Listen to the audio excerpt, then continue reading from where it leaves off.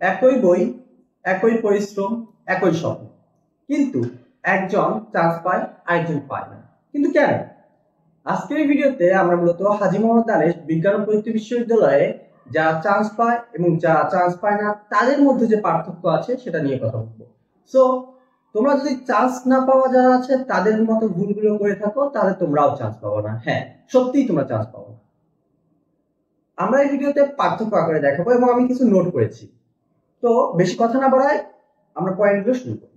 প্রথমেই যা চান্স পায় তার মতো প্রথমেই কোশ্চেন ব্যাংক সলভ করে এবং বোঝার চেষ্টা করে কোন কোন টপিক থেকে প্রশ্ন এসেছে। আর অন্যদিকে যারা চান্স পায় না তারা ভাবে আমার ওভারঅল যে প্রিপারেশন আছে সেটা নিয়ে গিয়েই যে আমি পরীক্ষা দিব, তারা কোনোভাবেই কোশ্চেন ব্যাংক সলভ করে না। এটা হলো সবচেয়ে বড় ভুল। তো কোশ্চেন ব্যাংকের জন্য তোমরা দীপশিখা কোশ্চেন ব্যাংক ফলো করতে পারো, এখানে তুমি সাজেশনও পেয়ে যাবে। দেন যারা চান্স পায় তারা প্ল্যান করে পড়ে, এলোমেলো ভাবে কোনো পড়াশোনা করে। আর যারা চান্স পায় না তারা কি করে, সবগুলো এলোমেলো ভাবে পড়াশোনা করে, একবার এটা একবার ওটা, কিন্তু তার কোনো প্ল্যান থাকে না যে আমি কবে কোনটা পড়বো, কিভাবে শেষ করব। তো যেটা তার চান্স না পাওয়ার অনেক বড় কারণ। এরপর যদি বলি তাহলে কনসেপ্ট বুঝে পড়ে আর ঘুরিয়ে পেঁচিয়ে যে প্রশ্ন আসে সেগুলো কিন্তু তারা উত্তর করতে পারে। কিন্তু যারা তোমার চান্স পায় না তারা কি করে, তারা শুধুমাত্র মুখস্থ নির্ভর একটা সাজেশন বা যেগুলো আছে সেগুলো জাস্ট মুখস্থ করে ফেলে, কিন্তু বুঝে পড়ে না। আর এই বুঝে না পাওয়ার কারণে সেম কোশ্চিন আসে, কিন্তু কি হয়, একটু চেঞ্জ করে দেয়, একটু ঘুরিয়ে পেঁচিয়ে দেয়, কিন্তু তারা উত্তর করতে পারে না। কিন্তু যারা কনসেপ্টটা ক্লিয়ার রাখে যে আমি যে টপিকটা পড়ছি এটা আসলে মেইন জিনিসটা কি এবং কিভাবে এটা হয়, যদি এই কনসেপ্ট ক্লিয়ার থাকে তাহলে চান্স পাওয়াটা এবং কোশ্চেন অ্যান্সার দেওয়াটা খুবই সহজ। এরপর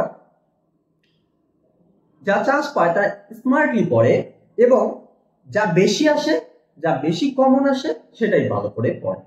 এবং যারা চান্স পায় না তারা কি করে, সব টপিক যেগুলো আছে সবগুলোতেই একটু হাতায় এবং এটার একটু পরে কিন্তু মেইন টপিকটা ছেড়ে দেয়। এটা হলো সবচেয়ে বড়। এরপর যারা চান্স পায় তারা কি করে, তারা নিয়মিত মক পরীক্ষা দেয়, মডেল টেস্ট দেয়। আর যারা তোমার মেইনলি চান্স পায় না তারা কি করে, তারা তারা কভারই করতে পারে না, বা এই যে মডেল টেস্ট মনে করে যে আরে ভাই মডেল টেস্ট দিয়ে কি হবে, আমি তো পড়তেছি সব।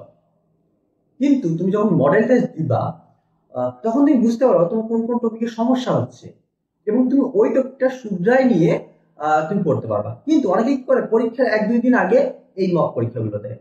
তুমি যদি 1-2 দিন আগে দাও, তুমি ওই 1-2 দিনে সমস্যাটা ধরতে পারবা, কিন্তু সমস্যার সমাধান করার জন্য যতটুকু পড়তে হবে ওই এনাফ সময়টুকু কিন্তু তুমি পাবা না। তাহলে কি, অবশ্যই নিয়মিত তুমি যতটুকু পড়ো না কেন তুমি নিয়মিত পরীক্ষা দেওয়ার চেষ্টা করবা। এতে তোমার টাইম ম্যানেজমেন্টটা খুব ভালো হবে। পরীক্ষা হলে এই 1 ঘন্টা তুমি আসলে কিভাবে কাজে লাগাবা এই বিষয়টা কিন্তু তোমার আয়ত্তে চলে আসবে। এরপর ভুল থেকে শেখা। যারা চান্স পায় তারা কি করে, তারা একটা নির্দিষ্ট টপিক যখন পড়ে তখন তারা ইন্ডিকেট করে রাখে যে আমি এই টপিকের আন্ডারে কোন কোন জিনিসগুলো আমার ভুল হচ্ছে, কোন কোনগুলো আমার বারবার আমি পারতেছি না, মডেল টেস্ট দিলেই কিন্তু বুঝতে পারে। তো ওই টপিকগুলো সে বেশি পড়ে। আর যারা চান্স পায় না তারা কি করে, এই ভুলটা যেটা হয়, যেটা তার কঠিন লাগে, এটাকে তারা এড়িয়ে চলে। যার কারণে তুমি যেটা পাচ্ছ সেটা তো পরীক্ষায় পাবাই, কিন্তু যেটা ভুল হচ্ছে এটা পরীক্ষা আসলে তুমি কিন্তু পাবা না। দেন রিভিশন বারবার যা দেয় তা কিন্তু চান্স পায়। অর্থাৎ তুমি দেখো, তুমি একটা টপিক পড়লা, এই টপিকটাকে তোমার তো মাথায় স্টোর করতে হবে। তুমি প্রথম দিন পড়ছো, এটা মাথায় এই সাইডে আছে, আবার পড়ছো আর একটু গভীরে চলে যাচ্ছে, এভাবে তুমি যতদিন পর্যন্ত রিভিশন দিবা আস্তে আস্তে এটা তোমার মাথায় গেঁথে যাবে। কিন্তু তুমি যদি কি করো, জাস্ট একদিন পড়লা আরে হয়ে যাবে, আমার স্মৃতিশক্তি অনেক ভালো, আমার মনে থাকবে, এই ভুল করলে কোনো লাভ নেই। এটা জাস্ট তোমার মনে হবে যে আমি পড়ছি, কিন্তু পরীক্ষা হলে গিয়ে তুমি ঝাপসা দেখবা যে আসলে এটা হবে নাকি এটা হবে। তখন তোমাদের যেমন মাঝে মাঝে কনফিউশন হয় না যে উত্তর এ হবে না বি হবে, এই দুটার মধ্যে মনে হয় উত্তরটা হবে। কিন্তু তুমি যদি রিভিশন দাও তাহলে তোমার একদম ক্লিয়ার যে এটা অ্যান্সার এই হবে, এটা অ্যান্সার বি হবে। বুঝতে পারছো? তো এরপরে যেটা বলবো সেটা হলো বোর্ড বই ভিত্তিক প্রস্তুতি নেওয়া। অনেকেই বলে যে ভাই আমি তো সাজেশন পড়ি, এই জয়গুলি পড়ি, এই দীপশিখা পড়ি, যেটাই পড়ো না কেন ভাই, মেইন কথা হলো প্রথমে বোর্ড বইটাই। এখন হয়তো সময় নেই এতটা, তবে তুমি যদি একটা টপিক পড়ো, এটা বোর্ড বইটা অন্তত একবার রিডিং পড়ো, তাহলে কিন্তু ওই কনসেপ্টটা তোমার ক্লিয়ার হবে এবং বোর্ড বইয়ের বাইরে কোনো কোশ্চিন আসে না। সো বোর্ড বই তোমাকে অবশ্যই মাথায় রাখতে হবে, এটা একটু করে দেখতে হবে, ওইটা একটু পড়ে তারপরে তুমি অন্য সহায়ক যে কোনো বই পড়তে পারো। এরপর যা চান্স পায় তারা কিন্তু নিজেকে মহাজ্ঞানী ভাবে না, তারা নিজের দুর্বলতার দিকগুলো খুঁজে বের করে এবং সেগুলো থেকে ওভারকাম করার চেষ্টা করে। আর যারা এসে চান্স পায় না, তারা কি করে, তারা তার দুর্বল দিকগুলোকে ইগনোর করে এবং যেগুলো পারে সেগুলো নিয়ে আগায় যায়।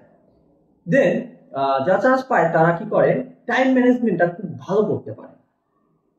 তারা কি করে, একটা দিনের সকালে খুব তাড়াতাড়ি উঠবে, তুমি যত দেরি করে আসবা তোমার জন্য সময়টা কিন্তু অনেক সংকীর্ণ হয়ে আসবে। তুমি 10টায় ঘুম থেকে ওঠো, অলরেডি যারা 6টায় ওঠে, 7, 8, 9, 10, সে তোমার থেকে 4 ঘন্টা প্রোডাক্টিভ টাইম পাবে, যেটাতে সে তোমার থেকে মনে হয় 100-200 গুণ এগিয়ে থাকবে এবং ভর্তি পরীক্ষায় তোমার থেকে সিরিয়াল মিনিমাম 10 বা 20,000 উপরে তার থাকবে, এটা শিওর থাকো। কারণ সে একটা প্রোডাক্টিভ টাইমে তোমার চেয়ে বেশি পড়ছে। তুমি 10টায় উঠবা, দেন 1-2 ঘন্টা পর পর খাওয়ার টাইম, গোসল টাইম, দেন বিকালে তো অত ভালো মুডও আসে না, দেখা যাবে তোমার ঘুম, রাতে আবার এই গ্যাঞ্জাম ও গ্যাঞ্জাম। তো প্রোডাক্টিভ টাইম এবং টাইম ম্যানেজমেন্ট তুমি কিভাবে করবা, কিভাবে তোমার পুরো টাইম তুমি কাজে লাগাবা এই অল্প সময়টা, এটা তোমাকে জানতে হবে। তুমি যদি এটা না জানো তাহলে কোনো লাভ নেই। এরপর অনেকেই নিজের মধ্যে কনফিডেন্স পায় না, এর কারণটা আছে। কারণ কি? কারণ তারা পড়ে না ভালো মতো, তারা বেশি টাইম পড়াশোনায় দেয় না, যার কারণে কনফিডেন্স পায় না। এই ভর্তি পরীক্ষায় চান্স পাওয়ার জন্য প্রথম এবং পূর্ব শর্ত হলো নিজের মধ্যে কনফিডেন্স রাখা, যে আমি পারবো, আমি চেষ্টা করলে পারবো, আমার দ্বারা সব সম্ভব। এই চেষ্টাটা কিন্তু তুমি করো, এই চেষ্টাটাই করতে হবে। এই চেষ্টা করার জন্য পড়াশোনা নিয়মিত কন্টিনিউ করতে হবে এবং নিজের প্রতি আত্মবিশ্বাস রাখতে হবে যে সে পারলে আমিও পারবো। দেন অনেক সময় আমি ফেসবুক গ্রুপ বা বিভিন্ন জায়গায় দেখি, এই এডমিশন টাইমে বিশেষ করে শিক্ষার্থীরা খুব বড় মাতাব্বর হয়ে যায়। জানি না এই ওয়ার্ডটার মিনিং বুঝবে কিনা, বাট এটা সত্যি। এই গ্রুপে যায় ভুতায়, ওই গ্রুপে যায় এটা বলে, আরে এটা আসবে, এই বিশ্ববিদ্যালয়ে কি ভাই সেশন জোট আসবে, ভাই এখানে সিট কটা, ভাই ভাই এখানে প্রাইভেটের সংখ্যা, মানে আমি প্রাইভেট পড়াইতে পারবো কিনা। আরে ভাই এত কেন তোমার মাথায় চিন্তা, আগে তো চান্সটা পাও, তাই না? এত বেশি বেশি আসলে মাতাব্বর হওয়া যাবে না। এবং মেইন যেটা বিষয় সেটা হলো তোমাকে সাইলেন্ট থাকতে হবে। তুমি তোমার ঘরের মধ্যে সুন্দর মতো মোবাইল বেশি ইউজ না করে জাস্ট 1 ঘন্টা মোবাইলের জন্য দাও বা আধা ঘন্টা, তা ব্যতীত বাকি যে টাইমটুকু আছে এটা সাইলেন্ট থাকো, তুমি পড়াশোনায় দাও। তাহলে দেখবা তোমার সময়টা অনেক কাজে লাগবে এবং তুমি ভালো জায়গায় যেতে পারবে। দেন সর্বশেষ যে বিষয়টা আমি তোমাদের বলবো, শেষ সময়ে পড়াটুকু যেগুলো আছে তোমাদের সেগুলো গুছিয়ে নেওয়া এবং বুঝতে চেষ্টা করা কোন কোন টপিক গুলো ইম্পর্টেন্ট এবং শেষ সময় শুধুমাত্র সেগুলো রিভিশন দেওয়া।